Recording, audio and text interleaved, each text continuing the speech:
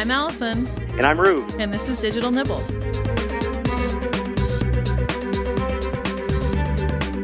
Hey, Rube, welcome to our first episode of Digital Nibbles. Hey, Allison. Very exciting new episode we have going here. I'm really excited about this. I've been doing podcasting for a number of years, but this is the first time that I've actually co-hosted a show with someone.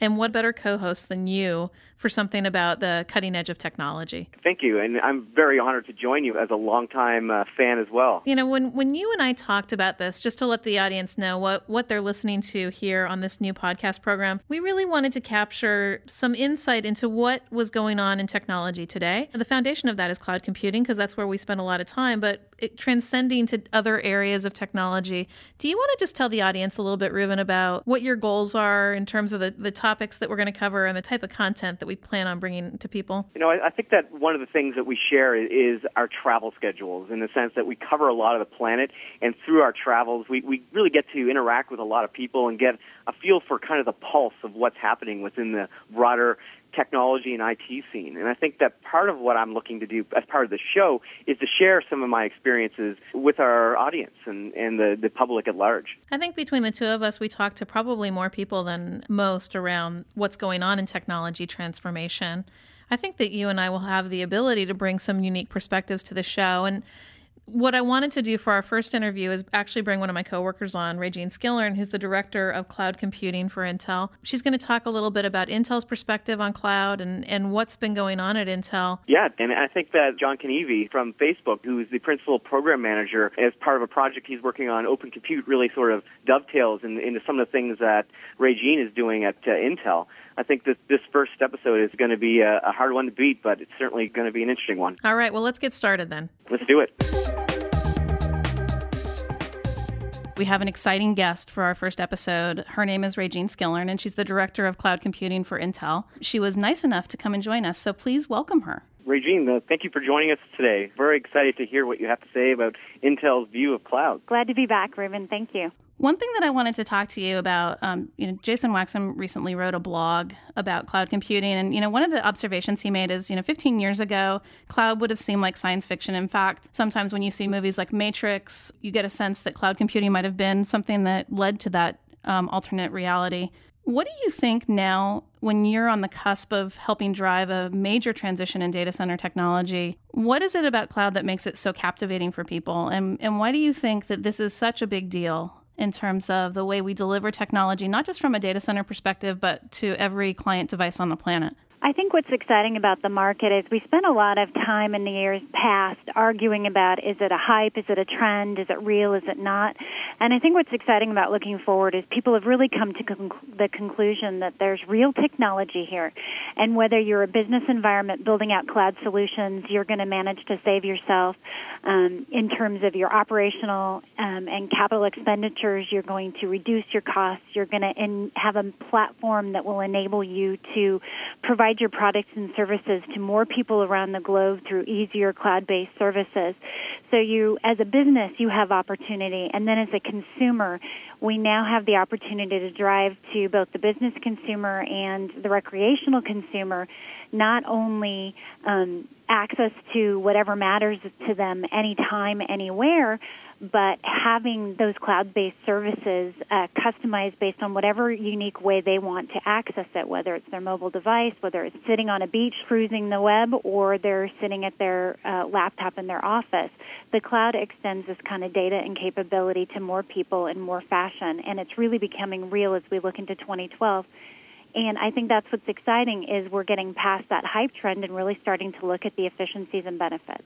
So, Riv, it kind of reminds me of a conversation that you and I had a few months ago in Las Vegas over some dim sum, where we were talking about cloud and what cloud really is. When you were listening to Regine, what were you thinking about that definition? How does it line up with what you're seeing? Well, it's interesting because a lot of the conversations lately have been around the hype versus reality, as well as this idea of, is it evolutionary or is it revolutionary? Is it the combination of things that have been happening over the last 20 years, or is it something that's radically new and different?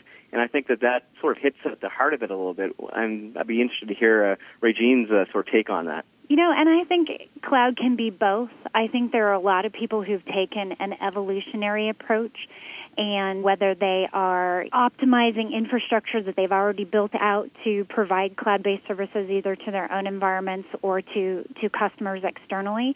But I think what's also interesting is a lot of people are taking that revolutionary approach, completely looking at ground zero, how they need to re-architect their infrastructure to make it more dynamic, more scalable, more efficient, more accessible.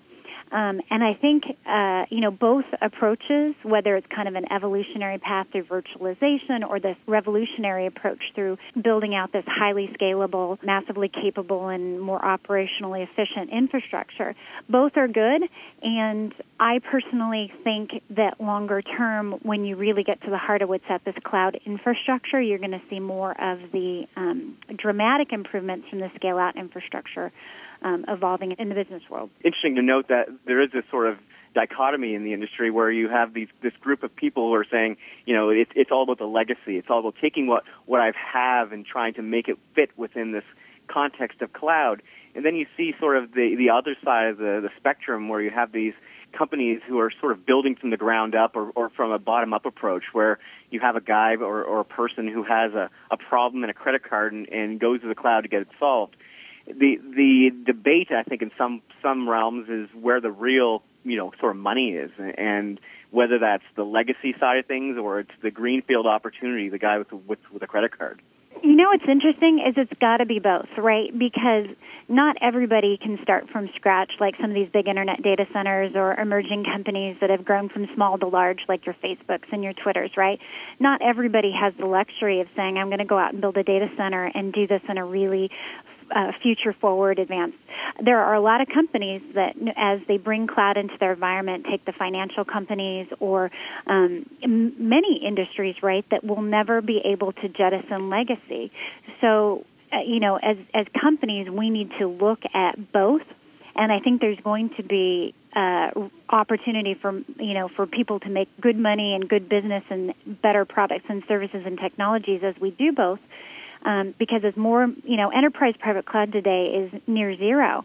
But over the next 5 years, as virtualization matures and as these companies bring it in, it's going to be rapidly growing because they want those same benefits. So I hope we can see continued investment in both. I think that when you look at that, and I've been listening to both of you chat, the thing that I think about is concentric circles and layering of technology, where it's very similar to the internet and .com revolution of 10 years ago in my mind, where you saw new business models and new ways to address customer requirements coming in, both from a standpoint of the .com booms, as well as from a standpoint of the traditional, for lack of a better word, brick and mortar businesses that were looking for ways to utilize online services for their business purposes.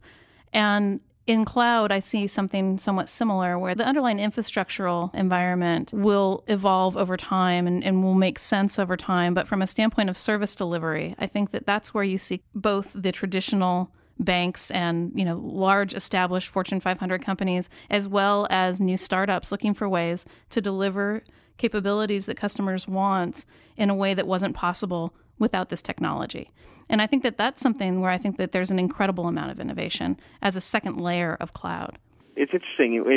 Regine mentioned sort of the idea of an enterprise cloud or the sort of private clouds that are taking hold now. And I think that one of the reasons why you're seeing sort of some of the popularity of those sort of implementations within large enterprises is the fact that there is this kind of model that they can follow. It's kind of, look what Amazon or Google or Facebook are doing and applying similar approaches within the context of a more traditional enterprise environment and gaining some of the sort of efficiencies that these more modern companies are leveraging from this kind of cloud-based approach. So, Regine, when you look at that and, you're talking to the vast expanse of the industry, you're talking to customers from both sides of this equation, both some of the large internet data center providers as well as the enterprises that are looking at transforming their internal data centers to cloud infrastructure.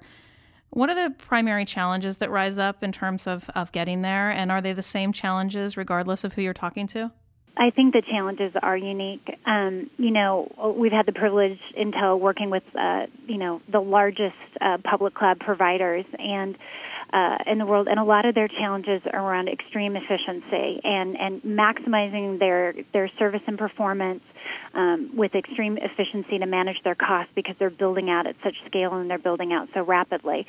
When I talk to enterprise customers, they want that efficiency and they want sometimes the scale, but more so what they're looking at is they have certain SLAs and they have enterprise requirements that they built into their infrastructure, whether it's security related or availability related or compliance related or privacy related. They have these really critical challenges and they are looking for products and technologies to enable them to build cloud that meets those same requirements that they would have had in past generations, or they're looking for cloud service providers that can provide an enterprise class cloud service that enables something that is more customizable and that they can have meet their unique environment. And I think that's kind of when I talk to enterprises where their challenges lie. They can't just take a vanilla public cloud service and bring it in. They need to find that service that's going to be adapted to their enterprise environment and meet some of their unique needs. And that's a little bit different challenge. So you see a big difference in terms of the enterprise needs of a public cloud provider versus a startup's needs, in terms of the level of customization that they may have or other various particular features? I see a difference in their tolerance for the variability. So a startup may sacrifice some of those requirements early on just for speed and ramp and getting their feet under them, or cost even, right, if cost is what their challenge. But if you have a very large established enterprise that maybe is conservative or risk hesitant when moving to the cloud, I've had conversations with some of them tell me, the greatest ROI killer in the cloud is negotiating an SLA and negotiating that custom contract because they know specifically what they want in their environment, and some of these public cloud providers or service providers aren't accustomed yet to have that flexibility in their infrastructure. So I think it's more of a tolerance level. How important do you think an SLA is in a cloud-based environment? There's often this sort of discussion that, that an SLA really dictates what happens to your environment or your provider when it's down, when there's this sort of mentality that you're building for failure. And it's what you're really talking about is the quality of the service when your provider is up, and you should almost assume that various providers are going to fail, and you should have a kind of secondary redundancy within that. So I'm really curious to hear your opinions on the real value in an SLA to a cloud provider. Yeah, I think you're right. Today's SLA are very downtime focused, and they're very focused on the network. And I hope that tomorrow's SLAs focus more on the capability. You're right, the opportunistic side of it. What capabilities will you provide? What is the quality of service we're going to guarantee? What are the security features you're going to get? What is the mitigation in case there is failure or unplanned risk? Now, I don't think that necessarily that the onus is completely on the service provider, right? We've seen, over the last year, a lot of these great outages where the net learning is, the best cloud applications will be designed for failure at the outset, and where there's redundancy and resiliency built in as the apps are developed and as the cloud infrastructure is planned out. But I'd like to see going forward, that combination of SLAs that are not only flexible and customizable, but also guarantee more assurance, especially in the enterprise sake. I mean, small and medium business and startups for sure, but especially if the enterprise is going to move into the cloud and start outsourcing more liberally, I'd like to see stronger SLAs in terms of guaranteeing that quality of service. Absolutely. And I think that it really comes down to what are you putting in the cloud? If you're putting something that there isn't a lot of risk in short-term fails, okay, that maybe we're okay today. But if you're looking at putting,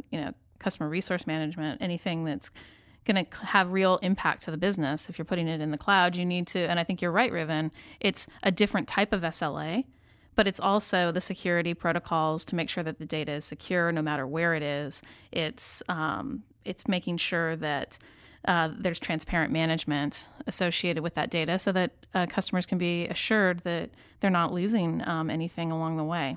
I think that there is this sort of catch-all phrase that I need a good SLA, but when pushed on what that actually means, there's never really a good answer. And it comes back to, well, I guess if my cloud goes down, I want to know that I'm going to be compensated for it. And the reality is, if the compensation that they're looking for is never going to match the reality of what they're going to need to get in terms of a true dollar amount. So I think you hit the nail on the head in saying that the basis of an SLA really needs to change. In the traditional data center centric SLAs of the past really don't hold a lot of water in today's cloud centric world, where you're probably using a variety of different providers, a variety of different services, and across a kind of federated type environment. That kind of leads to the next question that I have. And one of the things that Intel sort of stated as a big part of their go-to-market around cloud computing and the 2015 vision is this idea of a kind of federated, heterogeneous type of environment where there's many providers from many parts of the world. And, this is great in theory, and I'm just curious if there's some more practical sort of view of how that would actually work or how, Intel sees that working. Yeah, and it's absolutely a multi-layered and complex thing we need to work towards in the industry when you talk about federation. A lot of the use cases people talk about is cloud bursting, right? And boy, you can sure get into a lot of a lot of arguments and discussion about is cloud bursting real or not, and when will it be? But what you're really saying is you need some level of workload compatibility and standards that enable you to migrate workload across clouds seamlessly and securely based on policies, obviously, so that there's that automation built into it. And whether that's moving from your own internal private cloud across your hybrid environment into a public cloud provider, from your premise to theirs, whether that's moving from one public cloud provider to another, if you want to move your business, a lot of it will be rested on the standards that we develop, that compatibility of workloads and the compatibility of formats, for example, virtualization formats, as well as then the security policies we put in place so that, as well as I said, the automation, so that data can move in an automated fashion and in a secure fashion. So, from a practical standpoint, I think we're making some strides today in terms of VM interoperability and setting some security policies and things like that are laying a groundwork. And I think there's going to be a lot of industry focus and development or investment around the operational layer that goes and takes it to the next step further. And when you look at things with the Open Data Center Alliance, for example, one industry organization trying to set some of these standards right, they're saying, hey, look, we need some level of transparency in the workload and the service. We need interoperability of those workloads and services.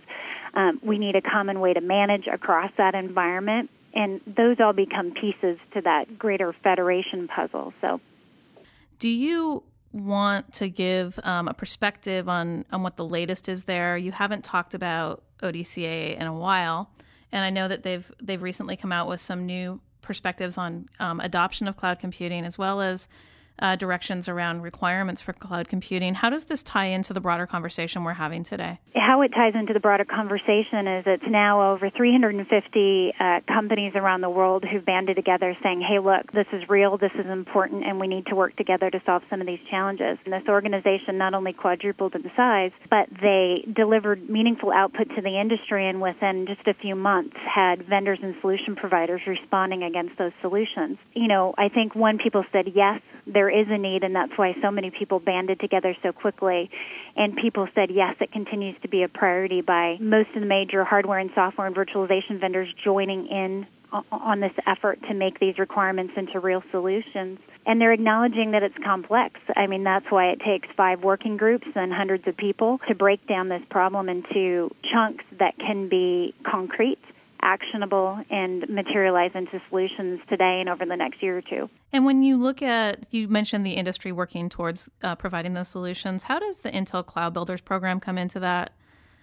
Is that a direct line to ODCA usage models, or is that something even greater? Well, I think the Cloud Builder spans beyond the Open Data Center Alliance, but a lot of the vendors who are part of the Cloud Builders ecosystem, as well as Intel, we believe that the priorities set by the Open Data Center Alliance are critical, and therefore those priorities have been reflected through the Cloud Builders reference architecture. So from the initial 8 usage models that were published by the Alliance, many of those have now become real solutions by working with vendors such as Dell and HP and Cisco and VMware and Red Hat and Citrix and Parallels. These companies have come together and created these solutions and say, hey, look, we know it's an evolution, but here's your step forward today, and here's the products and technologies we sell, and here's a Cloud Builder's reference architecture that can enable you to go build against it, in a scalable way or repeatable way. But Cloud Builders is a lot more than just a response to the Open Data Center Alliance. There's many more usage models, ecosystems covering client-aware and cloud onboarding, and a number of things in the Cloud Builders program, which is now actually over 35 ecosystem players and over 55 reference architectures. So both organizations independently have achieved great momentum, but there's definitely a linkage between the two, from setting requirements to delivering solutions. I think one of the things I see a lot of, and I think it's useful, is in the sort of technical aspects in terms of how applications should be architected and deployed. But one of the areas I see that's fairly underserved is in the more economic aspects of deploying to the cloud, and more specifically the aspects of things like pricing. And I think that one of the problems we face in terms of cloud computing, and this is possibly more from a public point of view than a private, is in how do you determine things like your ROI or your ongoing costs? And one of the complaints I continually hear is there's a bit of black magic when it comes to sort of, am I actually saving money? Or more specifically, how much is it actually going to cost me in the run of a month? It tends to be a bill presented at the end of the cycle rather than a kind of real-time sort of view of it. And I'm wondering if maybe there's more that groups like the Open Data Center Alliance and others can do to sort of address kind of the economics of cloud. In 15 more years, if we look out, what are the future usage models that you think we're going to be discussing? And what do you think we'll be looking at in terms of types of capabilities for computing and interaction with computing that we might not even have thought of? Any dreams? My view of things is I think that right now we don't particularly do a good job of accessing compute resources in a way that allows for more real-time aggregation of data and information. There tends to be a bit of a delay between when the data is created versus when that data is transformed into usable information. I think going forward in 15 years, you're going to see the aspects of computing and the resources that power it are going to become much more real-time. There isn't going to be that delay. There's going to be that instant sort of provisioning and access to that information. Regine, have anything else to add? The word that was coming to my head when you asked was just the word seamless. There's just going to be a lot more capability and seamless nature and utilization and optimization based on not only the aggregation of these services and data, but then what knowledge and intelligence we get from them, and immediately on the fly make changes because of it. I love the word seamless, and I think that it provides a really nice vision of where we're going. And this was a seamless interview, guys. That was great. Regine, thank you very much for joining us today. This was a very enlightening conversation, and definitely appreciated your insights. Allison, I think the first of our Digital Nibbles podcasts has gone great. Looking forward to doing a lot more of these. Thanks for having me. I enjoy talking to both of you, and we should definitely do it again.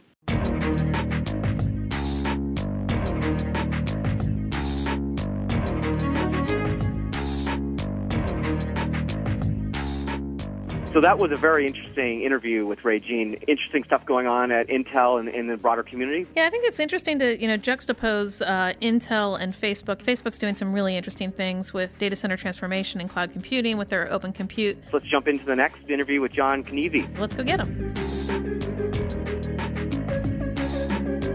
We're very lucky today to have John Knieve, Principal Program Manager at Facebook.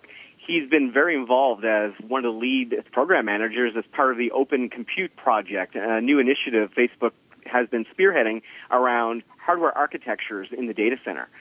John, thank you for joining us today. Yeah, thanks, Ruv. Thanks for having me on the show. We're really excited to have you, John. It's a rare pleasure that we can have Facebook on a show, and this is our first podcast for Digital Nibbles, so thanks for joining for the first episode. Yeah, we're excited to be on the show and chat about open compute and its future trajectory. So let's just jump into it. Tell us about Open Compute. Tell us why it's so exciting. Well, the origination of Open Compute is pretty genuine. That about a year ago, when the numbers of the designs for the Primeville data center, which is the first Facebook data center we lit up last April, when the numbers started coming through and we saw the benefits of the designs we had, both from a cost perspective and an energy efficiency perspective, Jonathan Heiliger and Frank Frankowski kind of put it out there to the exec team and the board that we should open the designs and put them into the public domain. And that we did then in April with the announcement of the Primeville data center, and it very quickly snowballed into something that the supplier ecosystem and essentially the market at large responded to. So we quickly oriented around the initial message of just putting our Facebook designs into the public domain and decided to set up a nonprofit and really try to get this thing rooted and change the industry dynamic. So kind of fast forwarding from the April announcement, we had our first summit in June at which we announced that we would set up a nonprofit headed by a board of directors. Fast forward again into the second summit in October. We had the first board meeting on October 4th. We had just instituted the nonprofit the day before.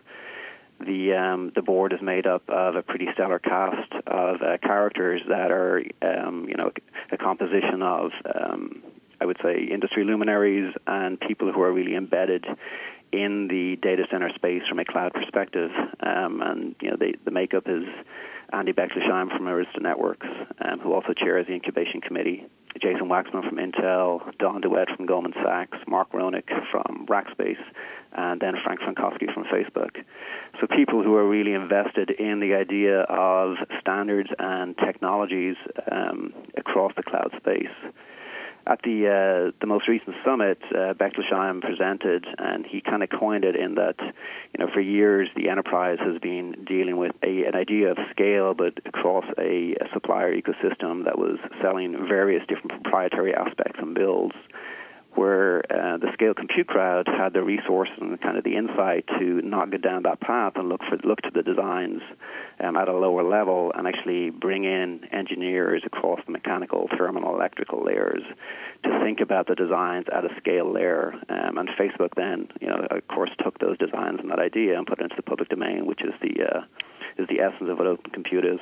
Well, it's certainly an interesting concept that you guys have sort of pushed out there. Elson, what are your thoughts? Well, I had a couple when you were talking, John. The first one was, you named off the key leaders of this organization, and I was curious as to how you guys approach different companies. You said, focus on standards, but obviously some different types of players in this organization.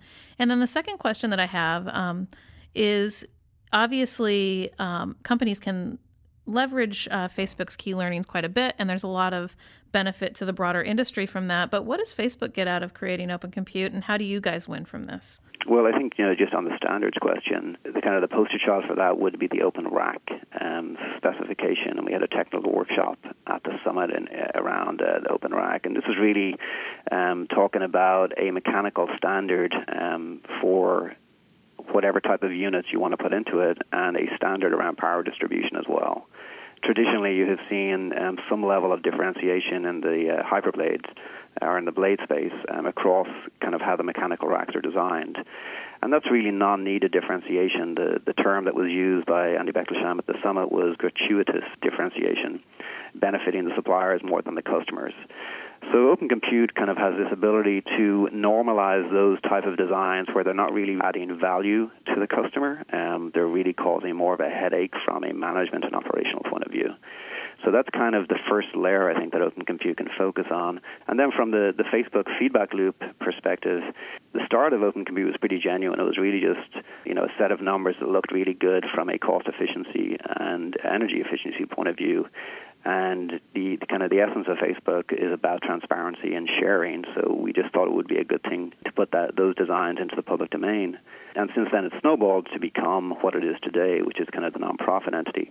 But I would say, like, the key, win for Facebook is that there's a great feedback loop to our engineering brand. And, internally we have more and more engineers becoming aware of open compute and getting invested in it from both the design and the community perspective. And that's something that Facebook really encourages from a culture point of view as well. As a services company, it seems like an interesting stretch for you to spearhead a hardware-based specification or standards. How does this relate to your business? Well, really, it comes down to the scale compute crowd looking at the problem set that has been traditionally defined by the suppliers and saying that's not going to work for us because our scale is so large. So that's really how it benefits our business, and it comes down to the numbers. So the first iteration of designs that we put into the public domain garnered north of 20% per unit cost gains, and then 34% gains in energy efficiency. So there is a real return to the business from a dollar perspective. The whole essence and drive behind open compute, and one of the core tenets, is cost effectiveness and energy efficiency. What do you think it is about Facebook that makes you guys unique in sharing so openly? And not everybody is open with what they're doing inside their data centers, either from a web scale perspective or an enterprise perspective. Sure, yeah. I mean, I think Facebook, from one of its core tenets and its product features is about sharing and organizing people, people communicating, and that culture permeates across all layers of the business. So there's that element to it. I think also traditionally, 10 years ago or 10 plus years ago, the infrastructure design space and kind of that quality it brings to the product in terms of, product latency or that kind of thing was probably more important. In other words, the problems that were being solved 12 years ago were not necessarily solved at a scale there. So fast forward 10 years, and those problems are solved. They're not as proprietary. A lot of the software code is in the public domain as well, and it's open source. So it's really maybe just a maturation of, or a cycle of development in the cloud. And, Facebook, because of the openness and culture sharing aspects of it, was just well positioned to kind of spearhead it and get it out there into the public domain. John, where can our listeners learn more about the Open Compute project? Yeah, we have the opencompute.org website, and then we have a series of aliases that are just kicking off this month. The one that is kind of technology neutral and best positioned to keep people informed of the kind of macro level changes and ongoings within the nonprofit is all at opencompute.org. And if you go to the opencompute.org website, you'll see a link to a mailing list, and you can subscribe there.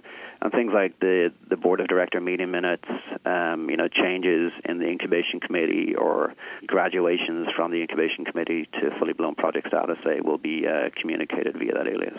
So you guys announced a collaboration with the Open Data Center Alliance in September. Why was that important to Open Compute, and where do you think the primary benefits are going to lie from that? Open Compute is largely dependent on suppliers engaging and building the specifications. It's very key that the suppliers see a value add to their business in the context of Open Compute. And this isn't, driven by Open Compute's need for profit. It's not pursuing any kind of dollar amount in that, but it does want to enable the supplier ecosystem to benefit from what it's essentially pushing or its agenda. And the ODCA is representative of a very large IT spend. There's, I think, north of 300 members in ODCA. Who are attentively listening to changes in the cloud space. So they, in some ways, become that adoption channel for the supplier ecosystem that will have to build the OCP specifications.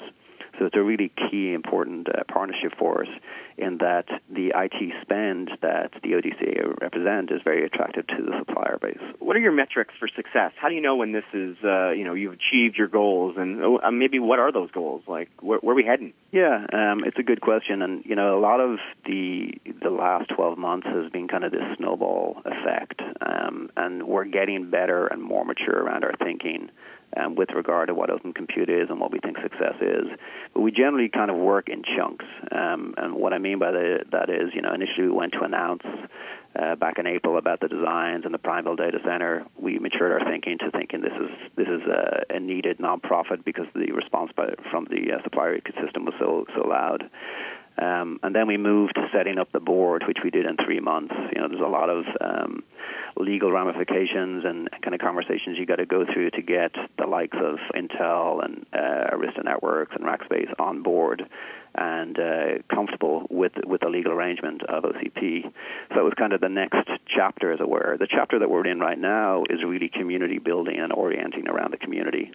And out of the 6 technology vectors, there's 3 very strong ones. So the near-term success metrics are ensuring that the specifications and charters for those technology vectors mature, get through the incubation committee, and hopefully progress and graduate into a fully blown project status. So just some background on that. There's an incubation committee which Andy Bechtolsham is the chair of, and there's some other heads like Shisha from Intel is there, Jimmy Pike from Dell, and some other folks.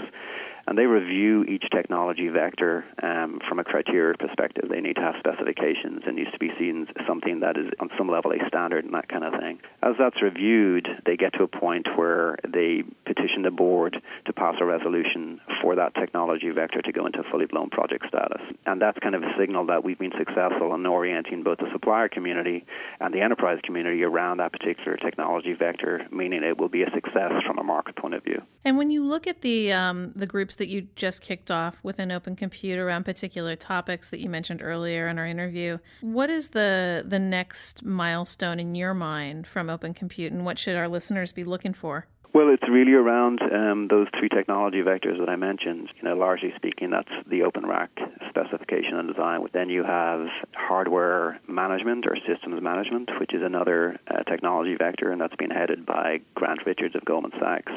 And then you have storage, which is fast becoming a pretty successful vector from a community and supplier ecosystem perspective. In other words, there's a lot of activity around that particular vector. So it's really a matter of focusing on those vectors and getting them to stand up on their own from both a supplier and community perspective. It's interesting because I think that a lot of times in the hardware industry, there's been this sort of mentality, sort of kind of protectionism of the hardware specs and that sort of view of things. You guys have kind of flipped it on its head a little bit. It'd be interesting to see if some of the manufacturers out of Taiwan and China start to sort of adopt this. Have you seen interest from that part of the world? Oh, absolutely, yeah. The ODMs are definitely listening and engaged and are responsive. I have meetings with various different ODMs all the time, and they're very willing to contribute a level of IP to OCP that we haven't seen before in the hardware space. So you're correct in that, typically you haven't seen board files, in the public domain where people can manipulate them and that kind of thing. So yeah, the ODMs are heavily engaged and very interested in participating and contributing to OCP. And again, that's, I think, because they see a market opportunity, right? It's all about ensuring that there's volume here for both sides of the equation, or benefits here for both sides of the equation. Well, thanks so much, John. I think that this has been a really great interview. Are there any last thoughts that you'd like to send our listeners about Open Compute, or anything else that you'd like them to be looking for in the near future? Well, again, join the community aliases, and there's many ways that you can participate. You can just listen in and observe the conversation and review the specifications. You can adopt the technology. The more community that orient around the different vectors, the better. And then, our next summit's going to be in early May, I believe, and it's going to be in Texas. So there's more to come on that on the website. So we look forward to hosting people at that time. Yeah, thank you, John. I think I know I'll be watching closely what the Open Compute project will be doing, and I think it's very interesting and exciting to see the industry moving in this sort of open way. Great. Yeah, well, thanks for having me on the show. Thanks very much. Chat soon. Well, Rube, that was an awesome first episode of Digital Nibbles. I think that we did our jobs pretty well today. Yeah, I'm always learning new things, and I think that the Open Compute project was something that I really hadn't put too much thought in, but it's certainly an exciting area of technology. Definitely some interesting tech specs being developed there. Really interesting to see who's playing in the Open Compute project, because it's not the typical who's who of an industry standards organization.